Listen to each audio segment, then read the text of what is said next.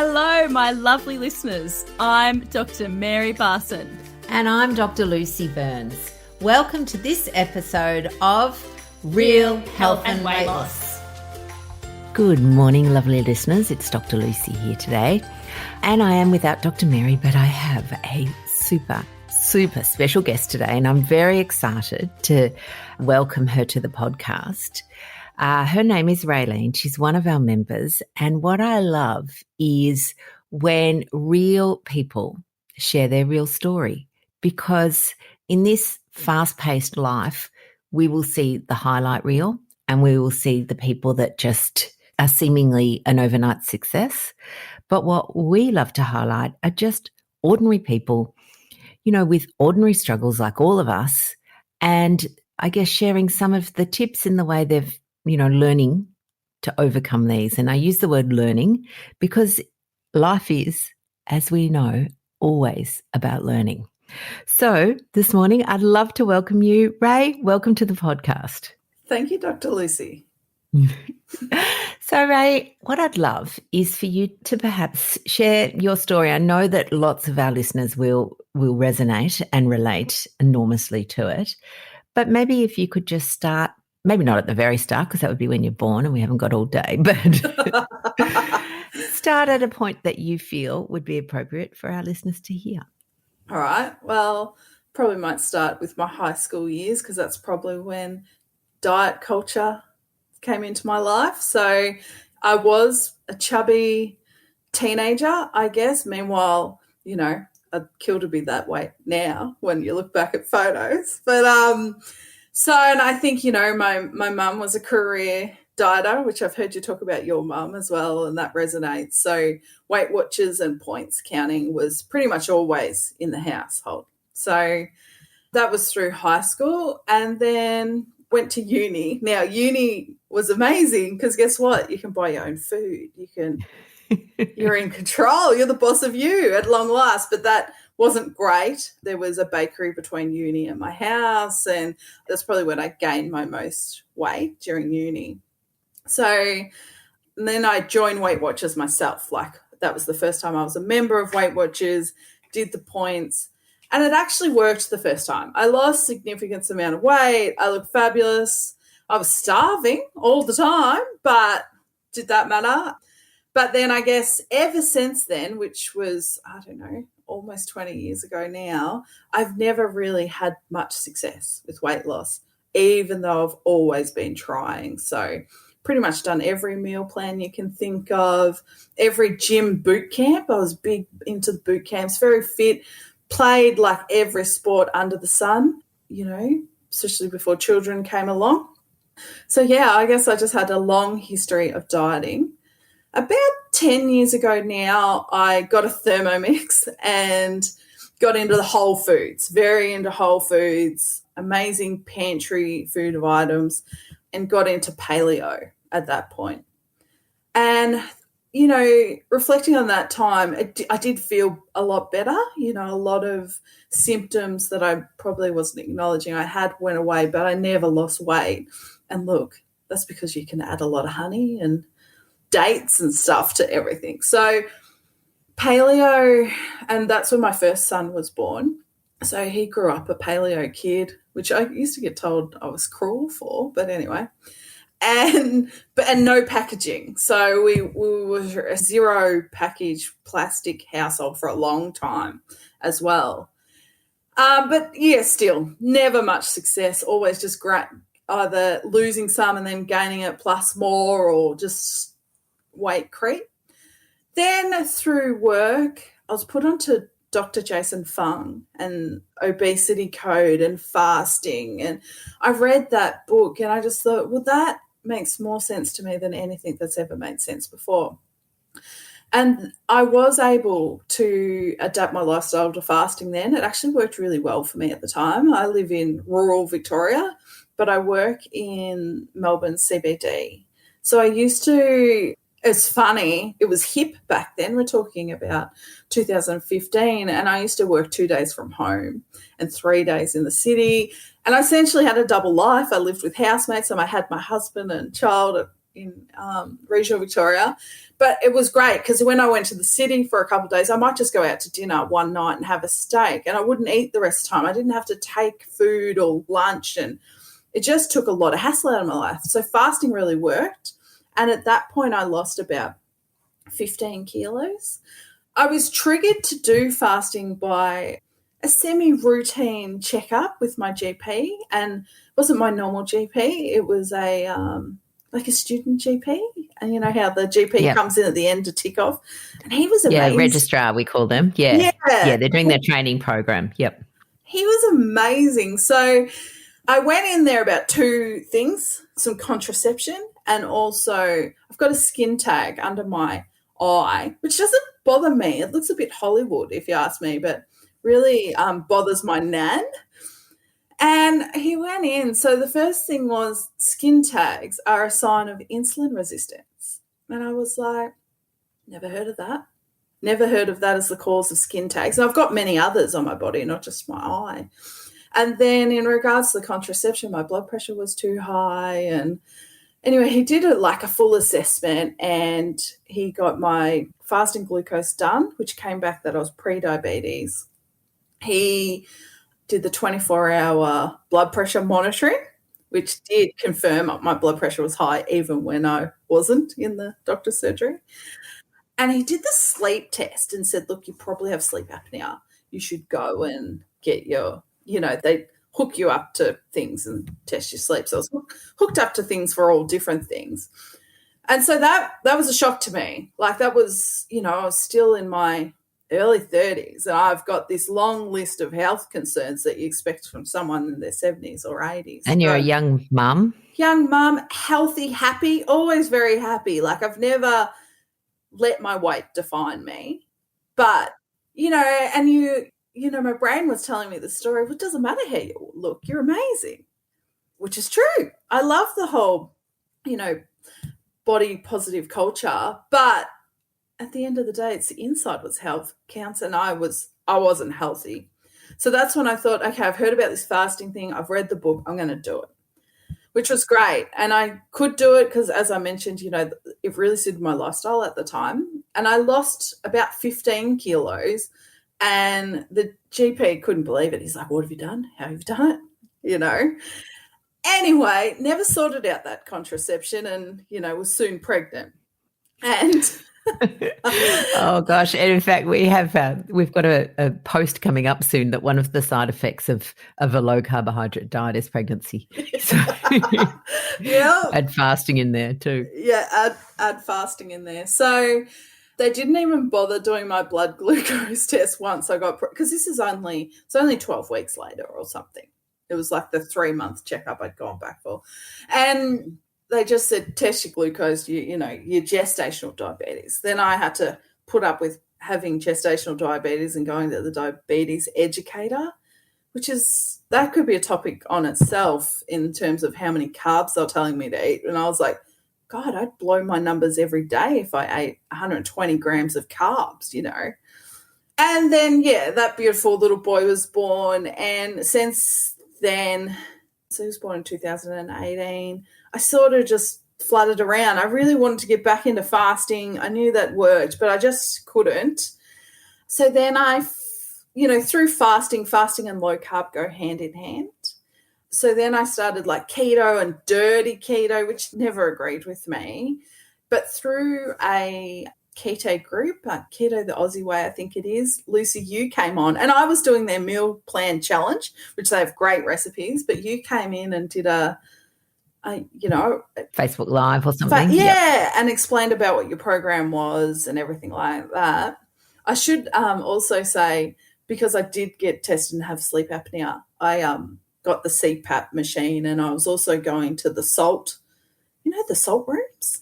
Oh, yep. To see if that would help. And I remember watching your live in the salt room. It's totally inappropriate. They say don't have devices because, it's all zen. So, that always cracks me up. So, I joined your 12-week program in February 2021. So became part of the real life medicine community then. So I did the 12 weeks. I was really into the science, like those first, 4 weeks around the science, and didn't pay much attention to the mind stuff. I thought, yeah, that's interesting. Yep.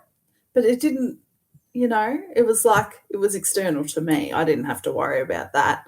And the sleep stuff. Yeah, that's for other people. That's for other people. The stress management, no, a bit of stress is all right. So we finished the 12-week. I went off my merry way. And then I'm like, no, I think I need some support. So that's when I joined your Momentum Inner Circle in July. And July was amazing. The challenge was daily affirmations, which I'd never really looked into before or anything, but it just totally appealed to me. We'd get daily text messages and I, write it down and recite it and stuff. So it was a beautiful reintroduction and to get me focusing on my mind. Then the August challenge then was no red list food, no alcohol, no sweetener. And, you and Dr. Mary did like a weekly checklist and it was on the fridge and I tick it off and I was a gun. I was so good at it. I was like, yep, I've nailed it. I lost 6 kilos alone in that month. I was like, this is it. I finally clicked. My body's finally, can burn fat. And I did great for the rest of the year, September, October, November, December, did great. Even got through Christmas thanks to the Santa's Little Helper Challenge. That was brilliant.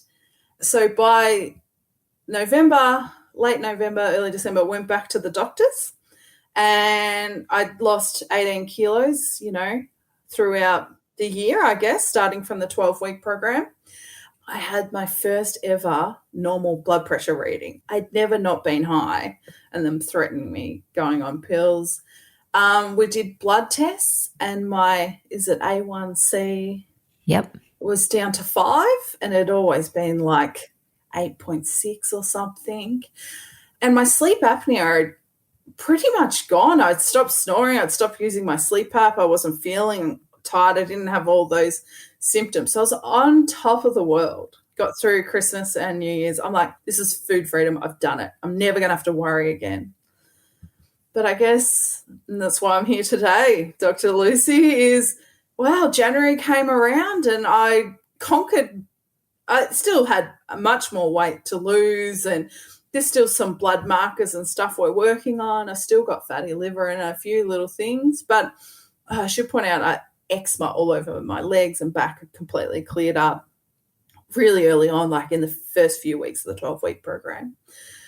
So, yeah, feeling the best I've ever have, really, that mental clarity, the energy. And I had a lot of time off in January, which was great. I took the kids to swimming and bought the kids like chips, like salt and vinegar chips or plain chips. And I thought, I'll have a packet of that, just brought back all these nostalgic sort of memories, the salt and vinegar with the chlorine. I don't know what it is. It doesn't sound very good when you say it out loud. But ever since then, I've been really every day, we talk about putting Fluffy to sleep, putting the dog in the basket, opening the wood shed, all of it. I've been working on it. And at no point, though, have I really let it get me down like I would have. One bender years ago would take me months and months to get back. Every moment of every day I'm, coming back. But one of the most recent challenge was our critical mind and working on our critical mind. And I'd been a real life medicine family member for over 12 months. I've heard you and Dr. Lucy bang on about this critical mind. And I thought, I don't have one. As you would say, I've got an inner cheer squad saying, go Ray, you can do it, you're great. So that challenge had sort of like a formula to journaling. And I've got a real love of journaling. I'm not consistent, but that doesn't matter. But I did the journaling. So if I ate something or even was tempted to have something that was on the red list of foods, I would journal about it. And what I did learn from journaling and using the formula of what was the event and, how to make you feel, I do have an inner critic of sorts. And initially, it wasn't that it had a dialogue. A lot of people talk about their inner critic, which is, nasty little beasts at times, and they have quite extensive dialogues. But I was like, okay, there's something there, but it's not a dialogue. It's a thought or it's a craving sort of more. But as the month went on, I continued to journal. I was like, no, there is a bit of the dialogue there. And I've got my notebook here. My inner critic tells me what turns out to be, not uncommon things, but eat it. You deserve it, Yeah. So it's your critic isn't the enabler. Yes. Yes, the saboteur. And then a little bit won't hurt. There's nothing else to eat, which is just an absolute lie. Like there's options galore. There's always eggs in my fridge. And just the other one that came up was just eat it, then it's gone. Yeah.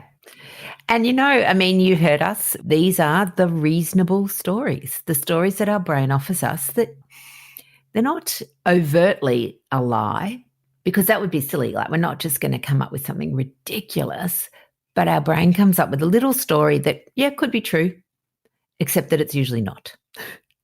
And so the stories, everyone has, I guess, a different theme. Yours is very similar to mine, which is the enabler, the saboteur, the one that says, oh, come on. It's like like you've got the friend that tries to always get you to do the wrong thing. Come on, it won't matter. We'll have fun. And you go, yeah, all right. And you kind of get in with it. So, the voice will say, just have a little bit. You'll be all right. And you go, yeah, I will be. Except that, I don't know, I've proven to myself maybe 500,000 times that a little bit is never a little bit, and that it actually doesn't make me feel any better at all. Having a little bit doesn't do anything. But that's not what your brain tells you. It says just have a little bit, that'll make you feel better, and then put it away, whatever it is. So you and I had a chat about a particular slice that you were making your boys, and your brain was convincing you to have some. What I'd love for you to share is how we sort of negotiated around that, and the plan that we came up with, which seems to have worked. So, I'd love you to share that with them. Yeah, okay. So I guess one of the things I've learned through the programs is how bad seed oils are, which, I hadn't really heard that before. I knew grains and sugar, but not seed oils. And I'm also, as I've mentioned, I'm not into packaged food when it can be avoided, seed oils essentially and everything. So I started making for school lunches like a rice bubble slice. School, I find a bit tricky because there are no nuts. So I thought, I'll get the puffed rice. It had some honey in there, some seeds in there. I started making that and some coconut oil. I'm like, yep. But then my brain started saying, well, Ray, you can eat it. It's got no seed oil. Never mind the honey and the rice. So my brain was obviously telling me that. And then we had a coaching call. I said, oh, Dr. Lucy, this is going on. I can't stop eating this slice, and I don't want to buy packaged food. And you said to me, well, let's just rename it, sort of name it and shame it. So it's now called Calorie Slice, because it's just full of calories. And then you actually put, I don't know if you remember, you put a diagram in our Facebook group around like how many teaspoons of sugar in, carbs. And I was blown away by two things, potato and rice. I was like, right. Because, sometimes I was saying, well, I could have a little bit of potato. But I'm like, oh, God. Yeah. No, I can't. And I think it's so interesting, again, I don't think anybody will tell you that sugar's healthy, but people will tell you that rice and or potatoes are. And for people with insulin resistance, they act the same way as sugar does. So I just call it's savory sugar. But because you kind of go, oh, rice, can't be that bad. But it acts in the same way as sugar does, and that becomes the problem. So, so I love that. And I guess what we were doing in that call was, a lot of our stuff is all about your thought about a product or a thing or a food or item or whatever the factual event is. So your thoughts about this slice were that it's, it's got good stuff, it's wholesome, doesn't have any seed oils, I've made it from scratch, it can't harm me, therefore I'm going to eat it. But when we reframed your thoughts about it, that it's actually really energy dense, it's pretty high carb. And energy, it's so funny, the marketing mischief around energy bars and energy drinks, calories are just energy. They're a unit of energy found in food. So, yeah, just renaming it calorie slice, your brain goes, oh, I don't want to eat that. Why would I be eating that? Yeah, exactly. And so suddenly the thing that was your downfall, the thing that was causing you so much angst suddenly became something that actually wasn't that hard to stop eating. No. And I remember in that same chat you said to me, how there's energy drinks on the market and, I know sports people or whoever have them. And you go, I don't know why they just don't call it calorie drink. Every time I see an energy drink, it just cracks me up thinking, oh, you're drinking a calorie drink, not an energy. Yeah, absolutely. And you know why they don't call it that? Because no one would buy it. No one wants to buy, a glass of calories. But that's essentially what they are. So there's a couple of things that I would love for our listeners to know about you, Ray. First thing was that when I asked you to be on the podcast, you were worried that you weren't successful enough and that, that therefore, you perhaps shouldn't be on because, you haven't quite nailed everything yet. But I actually think that's exactly why I wanted you on the podcast, because people often think if they haven't nailed it in the first 12 weeks, then they're a failure. And I look at you and think you are anything but a failure. I think that, you're like so many of the women in Momentum, high achiever, working hard, successful career, mothering, running a household, doing all the things. But yet, if we haven't nailed everything within our lifestyle, our brain likes to focus on the bit that it hasn't quite got right yet. But when I listen to the way you're talking, like you think about over these last 12 months, you're now becoming so aware, I guess, of your thought, your mind, and all the processes that go with that. And our favorite saying, I know you've heard us say it, it's that weight loss is more than a meal plan. A meal plan will help you lose weight, no doubt about it, but not forever. Because we don't understand why we just eat things. I think probably past you, who may have had the chips at the pool, would have just thought, oh, I don't know why I had them, I just did. And now you go, yeah, I know why, because they evoked memories, they brought back things, it was all of that made your brain decide that these would be a good idea. Definitely. I think that's, obviously I've done a lot of meal plans, a lot of programs, and I think that's what this program offers that I haven't found anywhere else, is the mind stuff. And I am enjoying, even though it's annoying, why can't I just eat perfect and, get on with it, yes.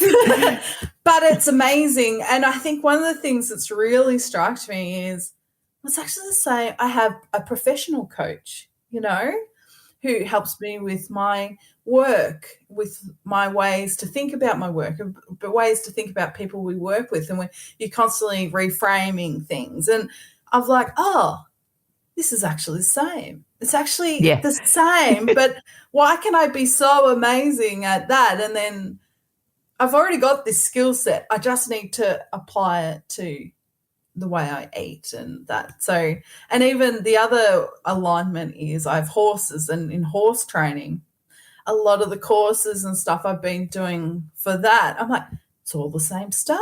Mindfulness, reframing, and that's why I always laugh. Right thing easy. I laugh at that one so often. So yeah, it's just all the same stuff. So it's not just like, it's sort of personal growth. It's not just a weight loss endeavor, Yeah.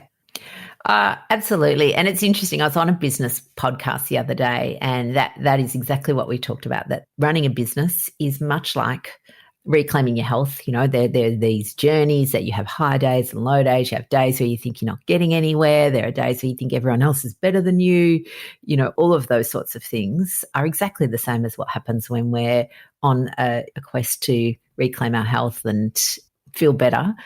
It's never going to be perfect every single day. It's not, and it can't be, and that's normal. I think there's so many myths that happen around what a real health and weight loss journey looks like.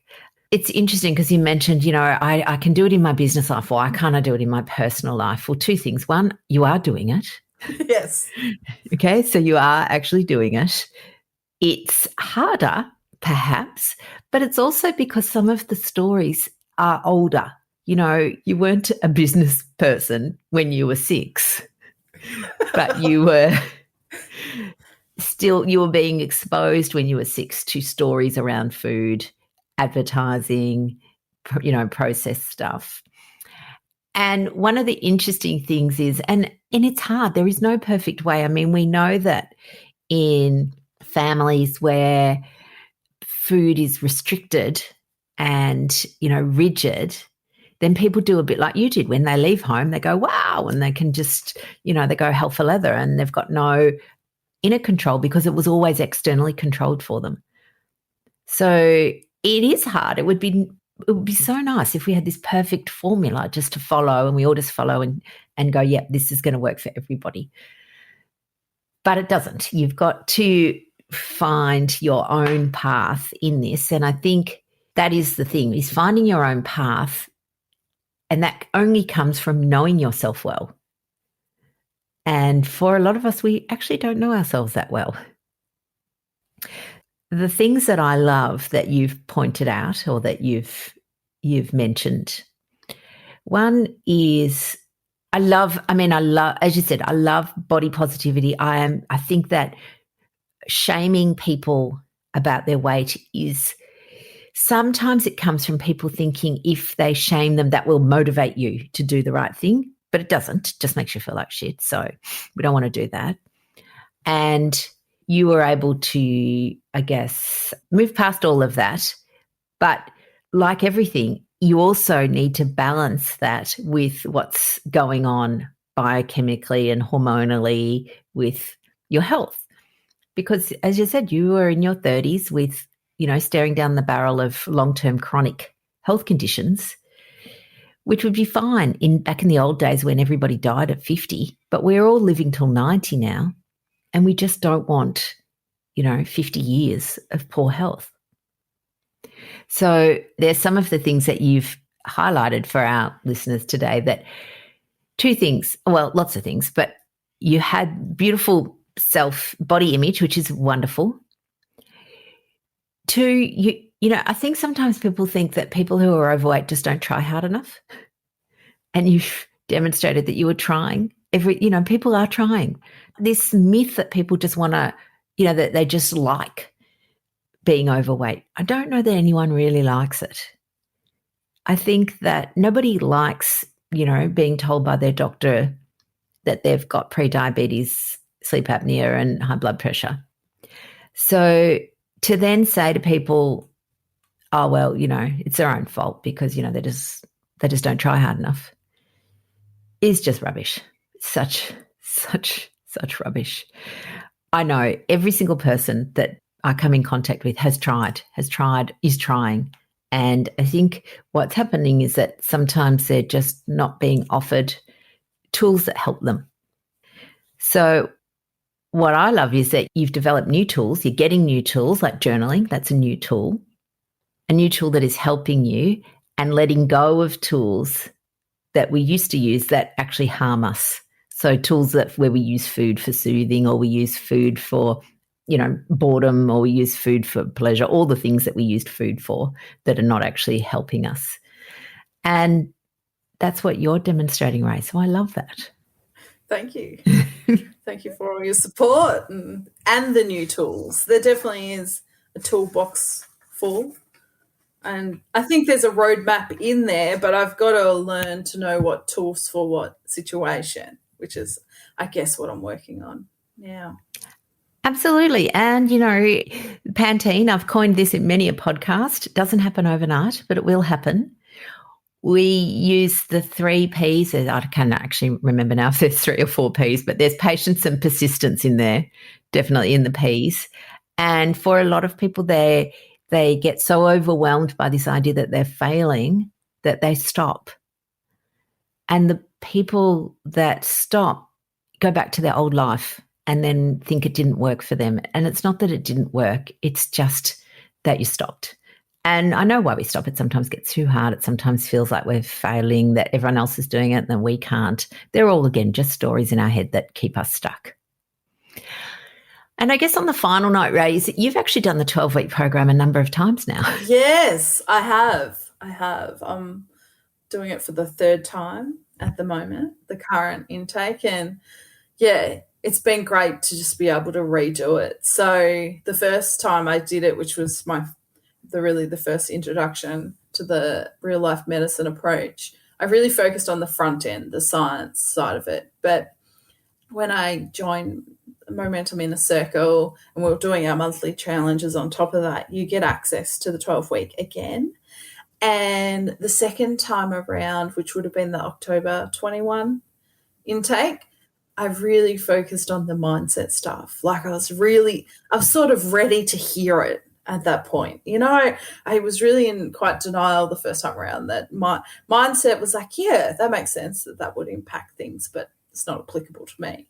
But the second time around, I really, really got into it and really enjoyed it. And this third time around, I think what I'm mostly getting in is the Zoom coaching calls and the different discussions and approaches that come up as that, which, it's 90% mindset stuff as well. So yes, every time I've done it, I've learned something new and had a different lens to filter over it. So yeah.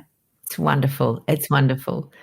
I think, Ray, you are changing your life, your future life. You're still a young woman. You have a young family, and the tools and things that you're learning in this will set you up for life.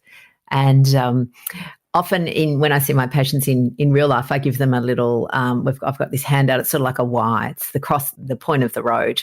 And on one side of the road is, all the things that happen from high insulin, all the chronic diseases that you will get if you don't change. And then on the other side is low carb nirvana. But the idea that, you will end up down that path. And that, again, just to reemphasize to our lovely listeners that one bad day doesn't get you off the path, but a few bad years will. So it is really just this ongoing patience and persistence, and recognizing that stopping won't help. Just have to keep going and doing it with, I guess, support. And you've got an inner cheer squad, but you've also certainly got an outer cheer squad as well. Yeah, definitely. Yeah. A shout out to my accountability groups. I'm into the chicken wings and the pork chops, so I know they'll be listening. Oh, wonderful, wonderful. Good. And so, my lovely listeners, I guess this, Ray is definitely a real life story. It would be so easy for us to just bring on the highlight reels, the people that go, yeah, they've lost billions of weight and see you later. But it is important to know that it's not an overnight fix. There are no shortcuts. There are no loopholes.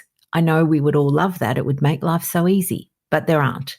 And we just have to continue on the journey. Stopping is not a solution, and continuing can feel hard at times, but that's also pretty normal. And that the tools that you learn along the way during the hard times, the stories that are in your head, the things that your brain is telling you, that's actually where the gold is. That's where you learn the most about yourself. You don't learn that much when you're just cruising, because your brain just goes, yeah, I'm great at this, and boom, off you go. But the hard times are when you learn. And I think, Ray, that's exactly what you're discovering. 100%. Wonderful. Well, thank you so much for being on the podcast. And lovely listeners, we will catch you next time. Have a wonderful, wonderful day and week ahead. Bye for now. Lovelies, as you know, we love to help you with your mindset. And we've got a free training coming up called How to Stop Falling Off the Wagon. Dr. Mary's presenting it on the 5th of May in Australia and the 4th of May in the US.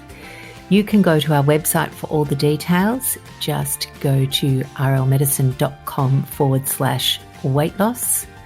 Or if you're in the States, it's rlmedicine.com/weight loss, capital USA.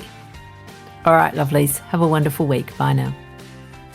The information shared on the Real Health and Weight Loss podcast, including show notes and links, provides general information only. It is not a substitute, nor is it intended to provide individualised medical advice, diagnosis, or treatment, nor can it be construed as such. Please consult your doctor for any medical concerns.